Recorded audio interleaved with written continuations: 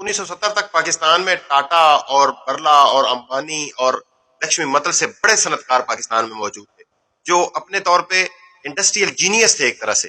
انہوں نے پورے ملک کی معیشت کو سنبھالا ہوا تھا، اور ہمارا ملک انڈسٹریلائزیشن کے اعتبار سے جاپان اور کوریا سے آگے تھا. آپ گننا شروع کریں، ان میں سیگل گروپ تھا جس نے ٹیکسٹائل کی انڈسٹری کو بہت عروج دیا. داؤد گروپ تھا جس نے ہیوی وہیکل اور زرعی مشینری کے کام کو اور اس کی صنعت کو عروج پر پہنچایا. آپ نے سنا ہوگا داؤد ہرکولیس ٹریکٹر، وہ ان کی بہت بڑی پروڈکٹ تھی، بیرون ملک اس کی بڑی مانگ تھی اور بڑی بوم تھی. اس کے علاوہ ہارون خاندان، اصفہانی گروپ اور حبیب گروپ، نشاط گروپ، یہ سارے بڑے بڑے گروپس تھے، اور یہ انڈسٹری کے اندر ان کا بڑا ایک نام تھا. اور اس ایرا کو پاکستان کے اندر انڈسٹریلائزیشن کا ایرا کہا جاتا ہے.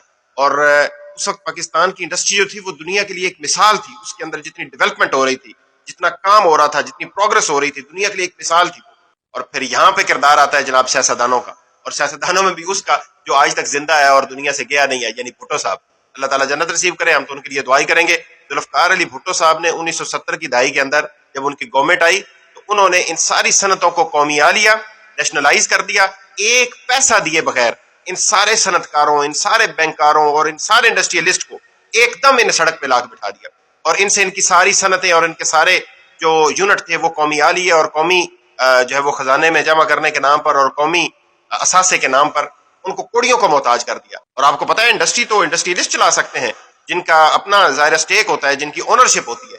جب وہ حکومتی عملداری کے اندر آئے تو ان کو چلانے والا کوئی نہیں تھا، اور وہی صنعتیں جو ایک وقت میں بام عروج پر تھیں اور دنیا کے لیے مثال تھیں، وہ کم ہوتی ہوتی ہوتی ہوتی بالآخر ختم ہو گئیں. آج ان کا نام و نشان تک نہیں ملتا، اور نئی نسل کو یہ معلوم ہی نہیں ہے کہ ہمارے ہاں بھی ہمارے امبانی تھے، ہمارے ٹاٹا تھے، ہمارے لکشمی متل تھے، ہمارے برلا گروپ اور اتنے بڑے بڑے لوگ جنہوں نے ملک کی معیشت کو سنبھالا ہوا تھا اور دنیا کے لیے وہ مثال تھے.